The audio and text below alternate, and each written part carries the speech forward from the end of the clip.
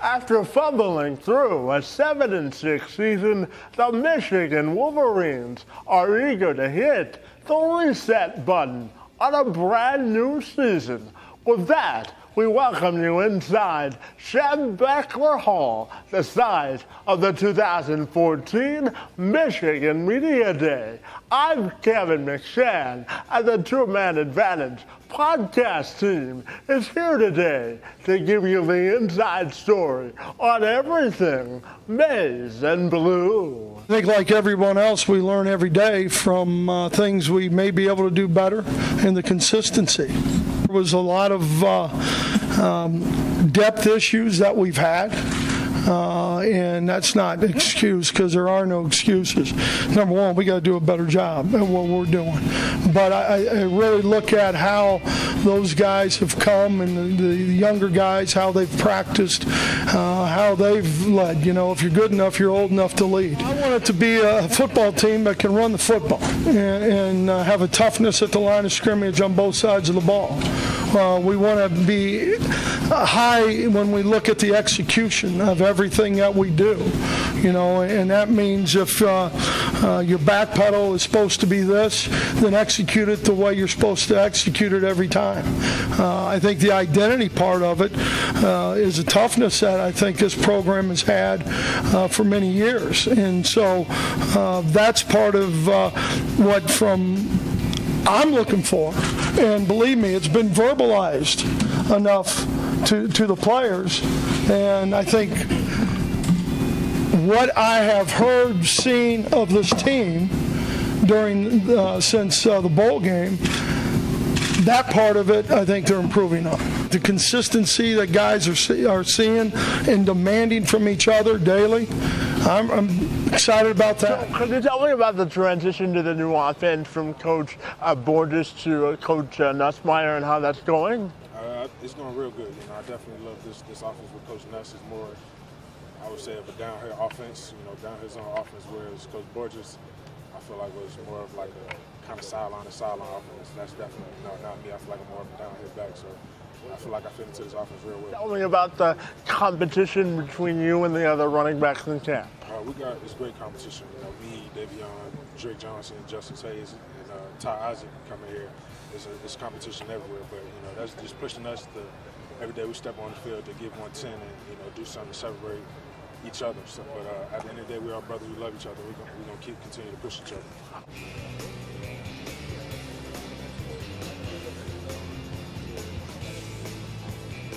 What does the team have to do to get back on the winning track this year?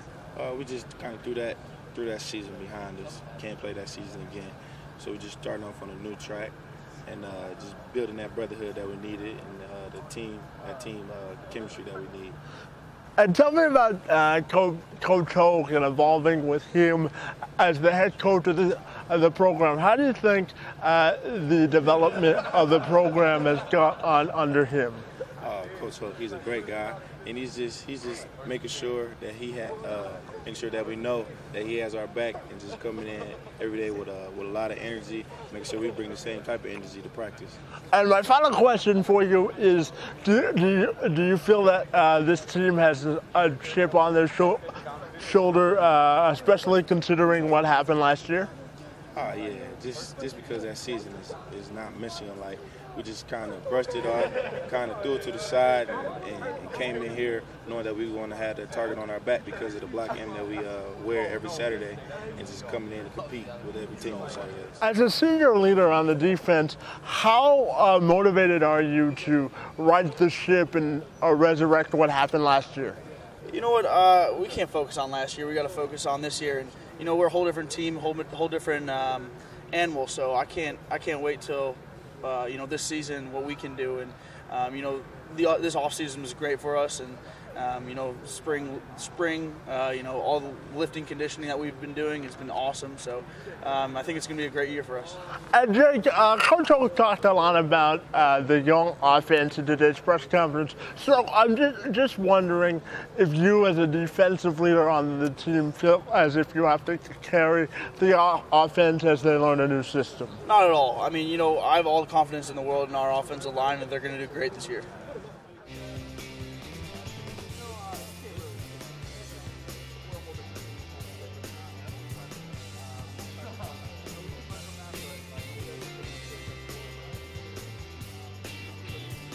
you got a lot of guys up front who have a lot of experience playing defense for here in Michigan, and our main goal basically is to be as aggressive as we can. And to be that nasty defense that we always transpire to be.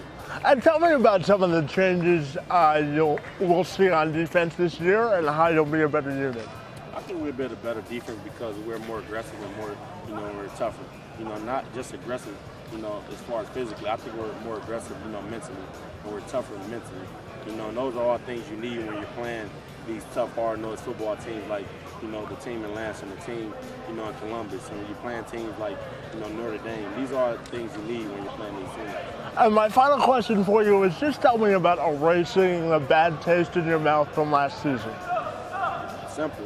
You win every game. When you win every game, that taste is going to go away pretty fast. What is a good enough? What is this offense? Well, we want to play physical. We want to establish an identity of physical, explosive offense. An honor it is. Yeah, it's awesome playing Michigan, and obviously we talk about that. And I just tell them what the expectations of Michigan are. As a Michigan senior, you know what they expect, and you got to let everyone else know. I think what you have to do on defense is you gotta change the math sometimes, and you gotta say, okay, it's not going to be maybe like it was in practice for you. Are you more comfortable with this defense than you have been maybe? Like maybe there's a transition finally over? No question. The guys that are playing in this defense are ours.